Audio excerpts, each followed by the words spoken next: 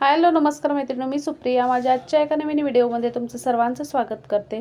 तर आजच्या व्हिडिओमध्ये मी ब्लाऊजचं कटिंग दाखवणार आहे. भरपूर दिवसापासून व्हिडिओ येत आहे, कारण व्हिडिओ घेतले होते पण एडिट करायला थोडा टाईम झाला नाही. आता इथं सर्वात आधी मी ब्लाऊज किती मेजरमेंटचा आहे, किती मापाचा आहे ते चेक करून घेतलं. तर हा 8.5 इंच छातीचा भाग आहे, म्हणजे 34 साईजचा हा ब्लाऊज आहे. त्यासाठी मी किती फोल्ड करून कपडा घ्यायचा ते बघून घेतलं, आणि जेवढा त्या ब्लाऊजचा जो अगोदर मेजरमेंट किती आहे ते पूर्ण घेतलं आणि एका वहीमध्ये लिहून घेतलं. आता इथं अस्तरचा कपडा घेतलेला आहे मी, आणि अस्तरचा कपडा असा फोल्ड करून ठेवलेला आहे. अगोदर पाठीमागचा भाग कट करून घ्यायचा. त्यासाठी फोल्ड केलेल्या कपड्याला एक लाईन मारून घ्यायची, स्ट्रेट कपडा करून घेण्यासाठी फक्त. आता सर्वात आधी ब्लाऊजची उंची किती पाहिजे त्यासाठी घ्यायचं. आता इथे डबल फोल्ड कपडा घेतलेला आहे मी, आणि ब्लाऊजची तयार उंची किती आहे त्याच्यामध्ये 1 इंच एक्स्ट्रा वाढवून घ्यायचं. आता इथं मी 13 इंच ही ब्लाऊजची तयार उंची आहे, 14 इंच ठेवलेला आहे. दोन्ही साईडने व्यवस्थित आखून घ्यायचं आणि एक लाईन मारून घ्यायचं. 34 साईजचा ब्लाऊजचं मेजरमेंट आहे. सर्वात आधी ब्लाऊजची उंची घेतलेली आहे 14 इंच, म्हणजे हाईटनुसार असतं तुमचा ब्लाऊज किती हाईटेड आहे त्यानुसार. आता शोल्डरसुद्धा तेच आहे, म्हणजे शोल्डर तुम्हाला किती हवे त्यानुसार घ्यायचं. बघा इथे मी 5 इंच घेत आहे, आणि गळारुंदी आहे ती फक्त 2 इंच. शोल्डर आहे ती मुंडा म्हणजे 3 इंच ठेवत आहे मी. शोल्डरचा भाग पूर्ण मिळून 5 इंच. म्हणजे तुमच्या बॉडी मेजरमेंटनुसार तुम्ही घेऊ शकता, पण इथं मी आता 34 साईज सांगत आहे त्यासाठी 5 इंच घेतलेला आहे. 5.5 इंच हा आर्महोल्स घेतलेला आहे. मुंड्याचा भाग 5 इंच शोल्डर आणि 5.5 इंच मुंडा असा घेतलेला आहे. छातीचा चौथा भाग 8.5 इंच, आणि शिलाई मार्जिनसाठी 1.5 इंच किंवा 2 इंचसुद्धा घेऊ शकताय तुम्ही. इथं मी 1.5 इंच घेत आहे. असं स्ट्रेट लाईन मारल्यानंतर इथं पाठीमागच्या भागासाठी मी जो मुंड्याचा आकार देऊन घेते तो 1.5 इंचवरती घेत आहे.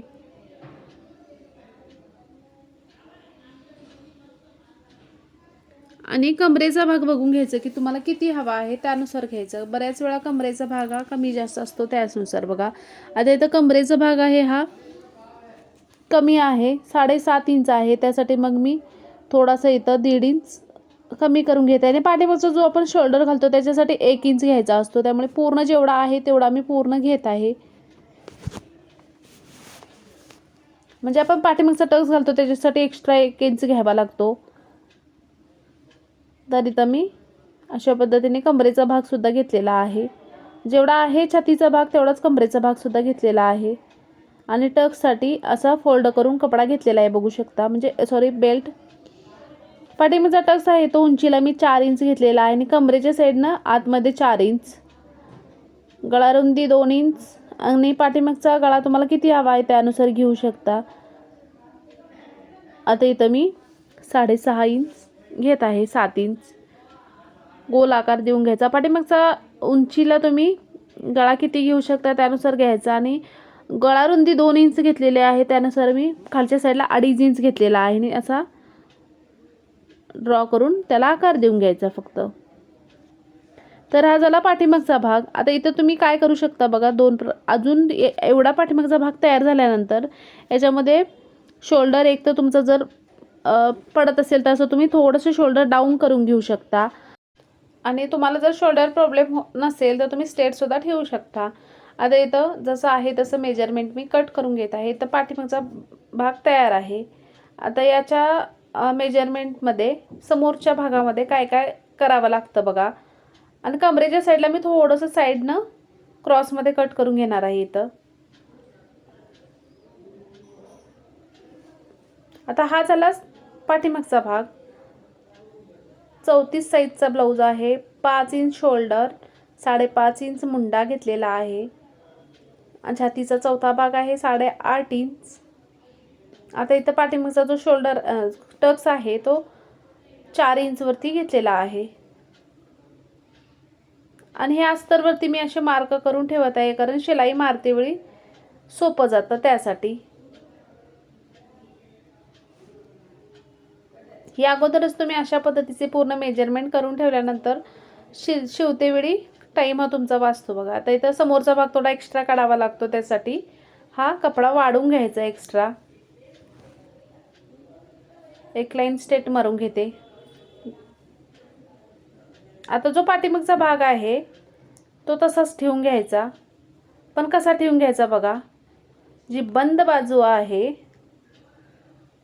ती ओपन करून घ्यायची आहे समोरचा टक्ससाठी. आणि इथं 1 इंच मी हा कपडा वाढवून घेत आहे फक्त, कारण खूप कमी साईज आहे आणि हेवी चेस्ट वगैरे नाही आहे, त्यामुळे 1च इंच वाढवून घेत आहे. हेवी चेस्ट असेल तर तुम्ही 2 इंच 1.5 इंच असं एक्स्ट्रा वाढवून घेऊ शकता, पण इथं कमी साईज असल्यामुळे फक्त मी 1च इंच वाढवून घेत आहे. आणि जसं शोल्डर आहे त्याच पद्धतीने घेत आहे, फक्त 1 इंच वाढवून घेत आहे बघा. आता इथं मुंड्याचा आकार आहे तो सुद्धा आतल्या बाजून घ्यायचा आहे 1/2 इंच. जसा आहे पाठीमागचा भाग त्या पद्धतीने घेतलेला आहे. याच्यामध्ये फक्त कोणकोणत्या गोष्टी वाढून घ्यायच्या बघा. आता इथं पाठीमागचा जो मुंड्याचा आकार दिलेला होता 1.5 इंच वरती, तर इथं 1/2 इंच आतमध्ये घ्यायचं समोरच्या मुंड्यामध्ये. आणि छातीचा भागचा जो 8.5 इंच घेतला होता, आता इथं आपण टक्स घालतो वरच्या साईडला, त्यासाठी एक 1/2 इंच वाढून घ्यायचा फक्त भाग टक्ससाठी. आता वरच्या साईडला तुम्ही 1/2 इंच वाढून घ्यायचा आहे.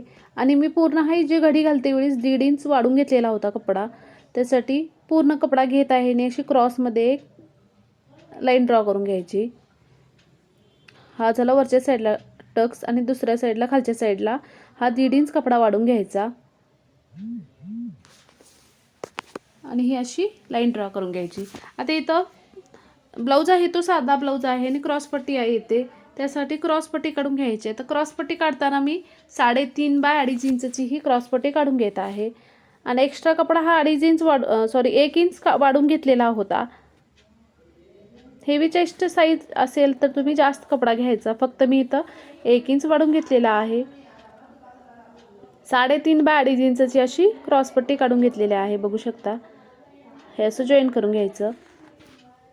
आता इथं गळा रुंदी पाठीमागच्या भागाला किती घेतलेला, तर 2 इंच घेतलेला, त्या पद्धतीने 2 इंच गळा रुंदी घेतलेला आहे. समोरचा भाग तुम्हाला किती पाहिजे त्यानुसार घ्यायचा आहे. तर मी 6 इंच समोरचा भाग घेतलेला आहे, म्हणजे शोल्डरमध्ये सुद्धा जातो. 5.5 इंचचा गळा हा तयार होतो.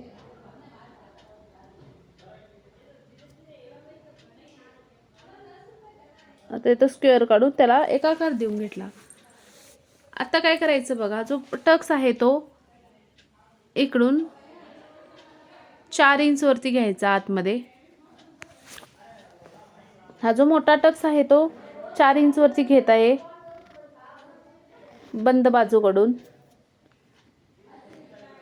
आणि उंचीला हा टक्स 2.5 इंच येतो. 2-2.5 इंच तुम्ही घेऊ शकता कशाही. हे जे मेजरमेंट आहे ते हेवी नाही आहे, अगदी कमी साईज आहे, त्यामुळे मी कमी टक्स घालत आहे. बघू शकता इथं दोन्हीच्या सेंटरमध्ये तिसरा भाग, आणि प्रत्येकी टक्समध्ये हा 1.5 इंचचा अंतर घेत आहे. आणि अशा पद्धतीने 4 टक्स मी घालून घेतलेला आहे. जर मोठा टक्स आहे तो मी कमी घेतलेला आहे, कारण मी अगोदर सांगितलं होतं की कमी साईज आहे, त्यामुळे आता एक राऊंड शेप असा तयार झाला पाहिजे टक्स आपण घातल्यानंतर. असं जर तुमचे टक्स येत असतील तर परफेक्ट हे छातीमध्ये बसू शकतं बघा.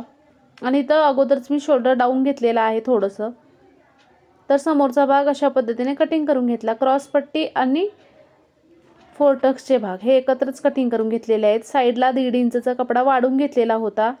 आता समोरचा भाग कटिंग करून घेतल्यानंतर टक्स हे दुसऱ्या बाजूला सुद्धा व्यवस्थित यावे यासाठी काय करायचं बघा, एका साईडचा भाग दुसऱ्या साईडला असं ठेवून घ्यायचं आणि टॅप करून घ्यायचं, म्हणजे एका साईडला आपण कसे परफेक्ट मेजरमेंट घेऊन टक्स घातले होते तेच पद्धतीचे दुसऱ्या साईडला सुद्धा येऊ शकतात. आता इथं जो ब्लाऊज पीसचा कलर आहे तो थोडासा फिकट आहे, त्यामुळे तुम्हाला दिसून येणार नाही. हे असा भाग समोरचा तयार झालेला आहे. आता इथं पाही कटिंग करून घ्यायचे आहे, त्यासाठी मी 4 फोल्डमध्ये कपडा घेतलेला आहे. आता छातीचा चौथा भाग तुमचा किती आहे त्यानुसार फोल्ड कपडा करून घ्यायचा. 8.5 इंच हा छातीचा चौथा भाग आहे, त्यानुसार मी 8.5चा अर्धा थोडा वाढून घेतला आहे. 9 इंचचा कपडा फोल्डमध्ये ठेवलेला आहे. आणि गॅप उंची आहे ती 3 इंच घेतलेला आहे. दांड घेर मी 6 इंच 1.5 इंच शिलाई मार्जिनसाठी. आता इथं आतमध्ये 2 इंच आणि वरून 1 इंच हा असा जॉईन करून घ्यायचा. समोरच्या भागामध्ये 1/2 इंच आतमध्ये घ्यायचा. अशा पद्धतीने पाही झालेल्या आहेत. छातीचा चौथा भाग किती आहे त्यानुसार बाहीची घडी घालून घ्यायची आणि मग कटिंग करून घ्यायचं. आता इथं फक्त उंचीला 6 इंचच्या बाही आहेत, छोट्या बाही आहेत. तर मी पूर्ण ब्लाऊज इथं कटिंग करून घेतलेला आहे. बाही झाल्या, समोरचा भाग, पाठीमागचा भाग, क्रॉसपट्टी पूर्ण झालेली आहे. आता जी गळापट्टी असेल किंवा कमरेच्या भागाकडे काच बटनपट्टी मी नंतर कटिंग करून घेते, म्हणजे जसं शिवत असते त्या पद्धतीने. आता इथं अस्तरचा भाग झाल्यानंतर मेन ब्लाऊज पीस त्याच्यावरती ठेवून मग कट करून घेते. मी डायरेक्ट ब्लाऊज पीसवरती कट करत नाही. अस्तर असेल तर अस्तरवरती किंवा पेपर कटिंगचा वापर करत असते. आता इथं मी जो मेन ब्लाऊज पीस आहे तो डबल फोल्डमध्ये ठेवून घेतलेला आहे आणि अस्तरचे भाग आहेत ते त्याच्यावरती ठेवून घेतलेला आहे. आता इथं प्लेन ब्लाऊज पीस होता, म्हणजे असं डिझाईन वगैरे काय नव्हतं, त्यामुळे जसं बसतील त्या पद्धतीने मी ठेवून घेतलेला आहे.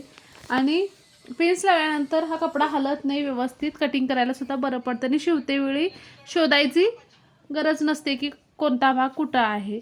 तर मी अगोदर ब्लाऊज कटिंग करताना याच पद्धतीनं करून घेते. अस्तर व्यवस्थित ठेवून घेते आणि त्यानंतर मग अस्तर अगोदर कटिंग करून घेते आणि मेन ब्लाऊज पीसवरती ठेवते. तर मी माझ्या पद्धतीने तुम्हाला सांगण्याचा प्रयत्न केलेला आहे. तुम्हाला जर व्हिडिओ आवडला लाईक शेअर करायला विसरू नका आणि माझ्या चॅनलला तुम्ही अजून सबस्क्राईब केला नसेल तर प्लीज जाता जाता सबस्क्राईब करा. थोडासुद्धा युजफुल व्हिडिओ वाटत असेल तर एकदा कमेंट करून मला नक्की सांगा. आणि यापुढे तुम्हाला कोणत्या व्हिडिओचा लॉंग व्हिडिओ बनवू, म्हणजे कोणत्या टॉपिकवरती ते मला नक्की सांगा. भेटूया पुढच्या व्हिडिओमध्ये. तोपर्यंत धन्यवाद.